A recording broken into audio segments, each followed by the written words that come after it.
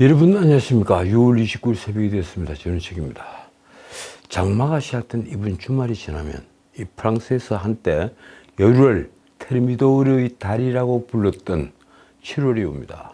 아라세의 첫 달이라고 불렸던 로베스피에르는 아주 온화한 성품의 변호사였죠.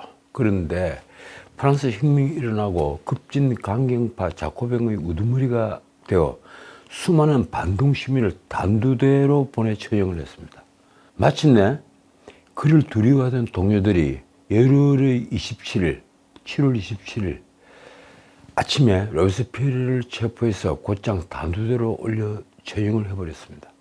이른바 테르미도르의 반동입니다. 제가 테르미도르의 반동을 말씀드리는 것은 대중은 모든 권력에 지향적이면서 언제든 피를 보고 싶어하는 속성이 있다는 것을 말씀드리고 싶어서입니다. 그래서 권력은 겸허해야 합니다. 또 대중에게 입안의 빌미를 주면 안 되는 것입니다. 프랑스 혁명의 극적인 장면을 꼽자면 이 테르미도르의 반동과 그리고 루이 16세의 처형, 이 두 개를 꼽을 수 있습니다. 그런데 어제 금요일 갤럽 여론조사가 발표되는 날이죠. 이 어제 발표된 갤럽 여론조사는 윤석열 대통령은 물론 국민의힘 역시 여전히 민심에서 떨어져 있다, 멀어지고 있다, 이것을 보여주고 있습니다. 윤 대통령 국정수행 긍정평가는 불과 25%, 전주보다 1%포인트가 내려왔습니다. 벌써 석 달째 지지율은 20%대 초중반, 그러니까 낮게는 21%, 그리고 높게는 26%, 이 사이에 머물러 있어서 바닥권에서 헤어나지 못하고 있는 것을 보여주고 있습니다. 긍정평가는 아까 말씀드린 대로 지난주 조사보다 1%포인트가 하락을 했습니다. 반면 부정평가는 전주 조사보다 2%포인트가 상승을 한 66%였습니다. 그러니까 부정평가가 긍정평가보다 2배 훨씬 넘어서입니다. 국민 넷 중에 한 사람만 윤 대통령을 지지하고 세 사람은 외면을 하고 있다는 말입니다. 긍정평가 첫 번째 이유는 늘 그렇듯이 외교, 이번에는 29%. 솔직히 이는 갖다붙인 이유에 지나지 않습니다. 그런데 부정평가 이유는 다릅니다. 부정평가 첫 번째 이유 역시 변함이 없는 경제, 민생, 물가입니다. 이번 주 14%, 지난주 17%보다 조금 내려왔습니다. 그 외에 소통 미흡이 7% 등입니다. 독단적이다, 이것도 6%입니다. 이건 쉽게 말하면 통치 방법에 문제가 있다는 얘기입니다. 왜 윤석열 대통령은 석 달째 민심으로부터 떨어지는 걸까요? 국민은 지금 고물가가 장기화하면서 버는 돈보다는 써야 할 돈이 훨씬 더 많은 적자 살림을 견디고 있습니다. 가계 부문 소득이 늘려면 무엇보다 일자리가 늘어야 하는데 윤석열 정부 역시 60대 알바생 일자리는 늘었지만 아침마다 골목을 서시는 분들이 있죠. 이 알바생 일자리는 늘었는데 2030의 정규직 일자리는 오히려 줄어들었습니다. 그것도 10만 개 이상 줄었습니다. 이러니 소득 하위 20%, 1분위의 경우에 10가구 중에 무려 6가구가 적자 살림으로 빚이 늘고 있습니다. 중산층 역시 5가구 중에 1가구는 적자 살림입니다. 이러니 중산층의 소비 여력은 현격히 떨어졌습니다. 주거비, 사교육비, 의료비를 줄이지를 못하는데 소비 여력이 고물가로 해서 줄어들면 중산층은 적자 살림을 살 수밖에 없습니다. 당연히 자영업자들도 어려워졌고 폐업률은 엄청나게 높아졌습니다. 자영업자 연체율과 폐업률이 이처럼 속절없이 치솟으면서 자영업자는 빚의 굴레를 벗어나지 못합니다. 정부가 채무조정을 해주지만 그것도 한순간입니다. 결국 대한민국 600만 자영업 종사자들의 어려움은 전혀 개선되지 않고 뇌관이 되어 있습니다. 언제 터질지 모르는 뇌관 말입니다. 지난 4월 기준 개인사업자 연체율은 0.61%로 0.2%포인트가 상승을 해서 2012년 12월 이후 11년 4개월 만에 최고를 기록했습니다. 이미 폐업률은 지난해 말 기준 9.5%입니다. 그건 1년 새 0.8%포인트가 상승을 한 수치입니다. 폐업자 수는 91만 1000명으로 11만 1000명이 늘었습니다.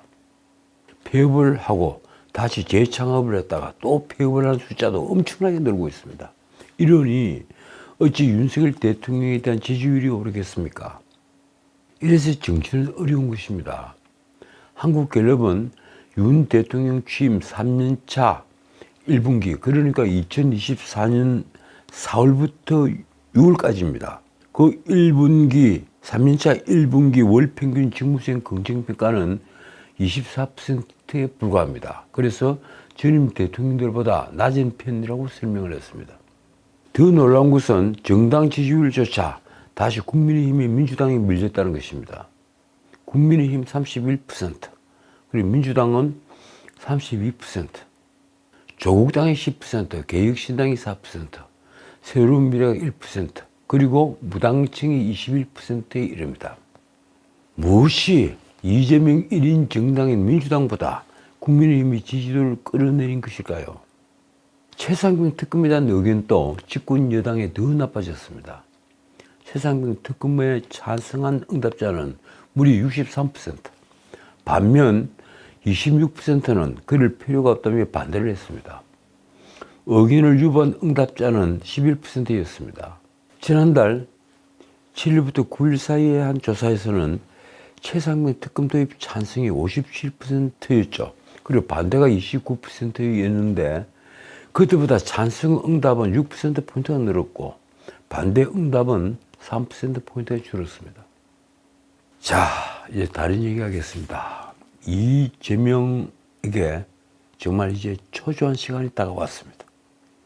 어제 서울중앙지법 형사합의 34부는 피고인 이재명의 공직선거법 위반 재판을 열었습니다. 놀랍게도 이 재판 세도를 쌓아라, 이 법에서 6개월 안에 마쳐라, 이렇게 강행 규정까지 만들어 놓았는데 이 재판 지금 한 달에 2번밖에 열지 않습니다. 선거법 위반 사건 말씀드린 대로 6개월 안에 끝내라는 강행 규정, 왜 이걸 지키지 않는 걸까요? 온갖 이유로 시간을 끌던 이 재판도 그런데 이제 마무리에 접어들었습니다. 고 김문기 씨를 몰랐다. 이 허위사실 유포는 이재명이 성남시장 시절 같이 오스트레일리아와 뉴질랜드 여행을 하면서 함께 골프를 치고 요트를 탔으니 쉽게 증명될 수 있는 문제였습니다. 게다가 당시 골프를 쳤을 때는 카트를 김문기가 몰았죠. 그 옆에 이재명이 타고 말입니다. 또 하나, 이 백현동 아파트 부지를 자인녹지에서 주운 주거지로 4단계나 상향한 것이 박근혜 정부 국토부의 협박 때문이었다. 이것도 허위사실 유포가 되어서 공소장에 들어가 있죠. 어제 이 마지막 증인은 이 사건에 관련돼서입니다. 이 역시 이미 담당 공무원의 증언으로 이미 증명이 됐습니다. 그런데도 이 재판은 지금까지 질질 끌었습니다. 그런데 마침내 종착역이 보이고 있는 것입니다. 서울중앙지법 형사 34부 재판장 한서진 부장판사는 9월 6일에 변론을 종결하겠다고 밝혔습니다. 이 사건으로 기소된 지 2년 만으로 선고는 이르면 10월 초에 나올 전망입니다. 지난 대선 이후 이재명이 기소된 사건 중에 1심이 종결되는 것은 그래도 이 사건이 첫 사건입니다. 하긴 대장동, 백현동 이런 사건들, 엄청나게 덩치가 큰 사건들을 전부 다 병합을 시켜놨으니 그건 언제 끝날지 모르는 사건입니다. 다만 위증교사는 끝나야 할 시간이 지났는데도 그 재판 역시 33부에서 질질 끌고 있습니다. 재판부는 어제 마지막 정인 신문을 마쳤습니다. 이제 다음 달 12일 서증 조사를 한 뒤에 또 그로부터 2주일 뒤 8월 23일 이재명에 대한 피고인 신문을 진행을 할 계획입니다. 이어 다시 2주 뒤인 9월 6일 검찰이 구형과 이재명의 최후 진술이 있으면 이 재판은 모든 절차를 마칩니다. 이재명은 이 사건에서 벌금 100만 원 이상 형을 확정받으면 의원직을 잃고 다음 대선에도 출마할 수 없게 됩니다. 10월 초에 1심 판결이 있으면 길어도 1년 뒤엔 대법원 확정 판결이 나옵니다. 원래 항소심 그리고 상고심 모두 3개월 안에 마치도록 되어 있습니다. 그러니까 아무리 길어도 1년 뒤입니다. 그래서 1심 판결 결과는 매우 중요합니다. 많은 법조인들은 이 사건 1심 판결은 100만 원 이하의 벌금이나 무죄 판결은 상상할 수 없는 일이라고 말합니다. 김문기를 몰랐다는 거짓말 하나, 또 하나 이 백인동 부지를 자인녹지에서 주운주구지로 무려 4단계나 상향시키면서 그게 국토부 협박 때문이었다, 이렇게 거짓말을 한 것, 그 배경은 김인섭이라는 로비스트가 작동을 하고 있었습니다. 이러니까 죄질도 아주 조추모납니다. 어떻든 100만 원 이상의 벌금형을 받게 되면, 그렇게 되면 무엇보다도 보전받은 대선자금 434억원을 반환하게 되어서 민주당은 공경에 빠지게 됩니다. 이재명의 금배지도 달아납니다. 아마도 합의 33부에서 지금 재판 중에 있는 대장동 기토와 백인동 개발 비리, 그리고 위례 신도시 개발 비리, 또 성남FC 후원금 사건, 그런 사건들은 물론 수원지법에서 재판을 해야 할 상방울 대북송금 사건에도 영향을 미쳐서 이제부터는 재판부가 실형 선고를 망설일 이유는 현격하게 줄어들 것입니다. 이 공직선거법 재판에서 100만 원 이상의 형을 받으면 말입니다, 이 땅의 정의가 뒤늦지만 실현되는 것입니다. 언론은 8.18 민주당 전당대회 때 당 대표직 연임을 위해서 대표직을 내려놓은 이재명이 어제 28일 공직선거법 위반 재판에 피고인으로 출석을 하자 일제히 질문 공세를 폈습니다. 차에서 내려서 법정으로 걸어가는 그 거리 안에서 이 카메라에 잡힌 이재명의 표정은 굉장히 당황한 표정이었습니다. 제가 보기엔 그렇습니다. 기자들이 질문이 이렇습니다. 정인신문이 마무리되는데 소감 한 말씀 해달라. 9월 안에 1심 선고가 나온다는 전망에 대해서 어떻게 생각하시나? 당대표 연임에도 지방선거 공천권은 행사하지 않을 것이라는 전망이 나온다. 이런 등등 여러 질문이 나왔으나 이재명은 일절 답하지 않고 법정으로 향했습니다. 자, 근데 민주당 전당대회 어떻게 되는 걸까요? 한편 민주당은 28일 8.18 전당대회 예비 경선에서 권리당원 표 반영 비율을 대폭 높였습니다. 이른바 개딸들을 위한 그런 전당대회가 되는 겁니다. 당원 투표 참여율을 높이기 위해 온라인 대의원 투표를 실시하기로 하면서 동점자 발생 시에 권리당원 투표율이 가장 높은 후보를 선출키로 했습니다. 그런데 당대표 이재명이 예상대로 단독 출마를 할 경우 적용할 경선 룰은 아직 결정되지 않았습니다. 전대 예비 경선은 당대표 후보 4명 이상, 최고위원 후보 9명 이상일 경우 실시합니다. 근데 당대표 후보가 4명 이상일 수가 없습니다. 지금 이재명 외에 당대표에 출마를 할 사람이 보이지 않습니다. 예비 경선을 실시할 경우에는 내달 14일에 경선을 열어 본선에 진출할 당대표 최종 후보 3명과 최고위원 후보 8명을 추립니다. 어쨌든 민주당 전당대회는 지금 흥행에 빨간불이 켜졌습니다. 이재명 1인 정당에 누가 당대표에 출마해서 이재명과 맞서겠습니까? 얼마 전에는 신문에 이인영이 거론됐죠. 근데 어제는 인터넷판에 김두관이 거론이 되었습니다. 그런데 둘 다 구색을 갖추기 위한 그런 거론에 불과해 보입니다. 어쨌든 단독 출마 시에 추대 형식으로 할 것인가, 아니면 이재명에 대한 찬반 투표를 할 것인가, 이건 아직 결정되지 않았습니다.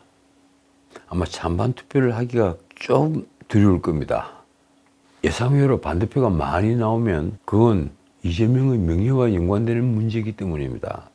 전당대회 준비위원회는 당대표 후보 등록 현황을 지켜본 뒤에 그 문제를 결정하기로 했습니다.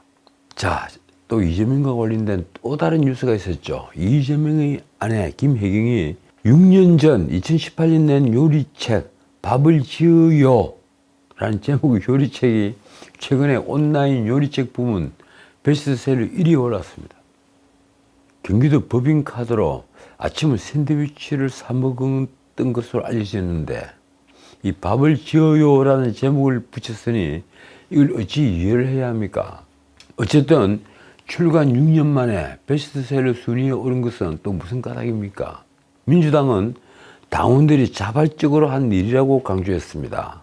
이재명의 강성 지지층 개딸 사이에는 이번 주 초에 이 대표가 막대한 재판 비용, 전당대회 준비 등으로 재정 상태가 빠듯하다. 이런 말이 떠돌았죠. 이 대표가 불쌍하다. 이 변호사비를 후원받는 건 불법이니까 책이라도 사수돕자는 말이 돌았습니다. 결국 변호사비 때문에 이재명이 호주머니가 비었다 이런 얘기입니다. 그런데 지난번에 대장동 5인방 변호사들 전부 다 공천 받는 것으로 퉁친 것 아닙니까?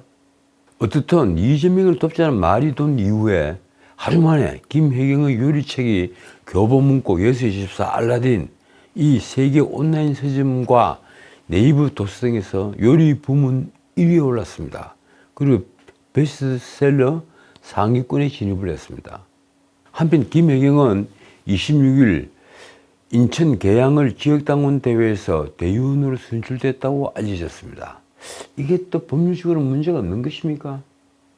민주당은 아무 문제 없다고 답변을 했습니다. 8.18 전당대회를 앞두고 이재명이 당 대표직을 사퇴를 한 지 불과 이틀 만입니다. 자, 이제 미국 대선 얘기 짧게 짚고 마치겠습니다. 어제 미국 대선 첫 토론이 조지아주 어틀랜타에서 있었습니다. 조 바이든과 도널드 트럼프의 대결입니다. 그런데 토론이 끝나자마자 바이든 후보 교체론이 터져나왔습니다. 전현직 대통령의 TV 토론에서 바이든은 고령 논란을 재점화시켰다는 우려가 나왔습니다. 너무 늙었다. 말을 더듬는다. 한 말 또 한다. 앞에 한 말 잊어먹는다. 이런 등등의 말이 나온 겁니다. 언론의 표현이 이렇습니다. 바이든은 쉰 목소리로 자주 더듬으며 낙태 등 자신에게 유리한 주제에서 기회를 살리지 못했다. 반면 트럼프는 활기찬 모습으로 초반부터 토론을 주도했다. 미국 주요 언론들과 민주당 전략가들은 바이든은 물러나라는 엄청난 요구에 직면하게 될 것이라고 했습니다. 한 민주당 의원의 말이 이렇습니다. 이번 토론은 바이든에게 재난이었다. 우리는 새로운 대통령 후보자의 필요성에 대해 논의하고 있다. 대선 불과 5개월 전인데 지금 후보를 바꿔야 된다. 이런 말이 민주당에서 빗발치고 있다는 얘기입니다. 로이터 통신도 바이든을 두고 일부 전략가들은 후보를 교체하는 전례 없는 일을 해야 할지 물음을 던져야 할 처지가 됐다고 평했습니다. 어쨌든 대선이 5개월도 남지 않은 시점에서 후보를 교체해야 하는지 민주당 수뇌부는 지금 고민에 빠졌습니다. 바이든이 2020년 대선에 참가했던 한 민주당 전략가는 로이터의 이날 토론을 재앙, 디자스터라고 했고 민주당 선거기금 관계자는 바이든의 토론은 엉망이었다고 말했습니다. 그러나 뉴욕타임스는 그간 대선 후보에서 이렇게 늦게 중도 하차한 현직 대통령은 한 명도 없었다고 말했습니다. 바이든을 교체하는 것은 불가능하다는 얘기입니다. 어제 뉴스를 보니 바이든은 삼성이 미국에 투자하도록 만든 걸 내세우더군요. 트럼프에게 아주 자랑스럽게 얘기를 했습니다. 나는 한국에 갔다. 그래서 삼성을 미국에 이렇게 투자하도록 만들었다. 저는 그런 일보다 이 트럼프가 집권했을 때 김정은과 죽이 맞아서 우리 안보를 해칠 것이 아닌가 두려울 뿐입니다. 트럼프 집권 4년 동안 가슴 졸이면서 지켜봤으니 말입니다. 결국 트럼프가 재집권하면 우리는 핵무장을 할 수밖에 없을 것입니다. 민주당이 28일 국회 법사위 운영을 고압적으로 했다며 정청래를 윤리위원회에 제소를 한 국민의힘 의원들을 오히려 맞제소했습니다. YTN 앵커 출신인 노정면 원내대변인이 서면 브리핑에서 밝힌 내용이 이렇습니다. 정청래를 향해 모욕적인 발언을 한 국민의힘 한기호와 정점식을 국회 윤리위에 제소했다. 물론 제가 이름 뒤에 의원이라는 호칭들은 다 뺐습니다. 노정민이 제소를 한 이유로 밝힌 내용이 무척 재미있습니다. 민주화 운동으로 수용 생활을 한 정청래를 향해 군대는 갔다 왔냐고 조롱을 하고 정청래 위원장이 갑질과 막말, 협박, 인권 유린을 자행한 것으로 몰아세웠다. 노정민이 보기에 갑질을 하지 않았다는 말인가요? 막말도 하지 않은 것으로 보였습니까? 노정민은 또 정점식이 정청래를 향해 사적 감정으로 횡포를 부렸다고 발언한 것을 문제 삼았습니다. 제소를 당한 한교원은 지난 24일 국회 기자회견에서 정청래와 법사위원들이 국회의원이 맞는지 눈과 귀를 의심했다며 이렇게 말을 했죠. 청문회에서 해병 순직 의혹 진상을 규명하기는커녕 군인을 세워놓고 갑질, 막말, 조롱을 일삼았다. 근데 이분이 말에 틀린 게 있는가요? 특히 정청래에게는 이렇게 따진 게 심기를 거슬린 셈이 된 모양입니다. 정청래는 군대 갔다 왔나? 의원의 지위를 악용해 인권을 유린하고 개인이 권리를 묵살해도 되나? 자, 이쯤 되면 누가 누구를 모욕한 것일까요? 이런 일을 적반하장, 도적이 몽둥이를 들었다고 합니다. 지금까지 전우석이었습니다.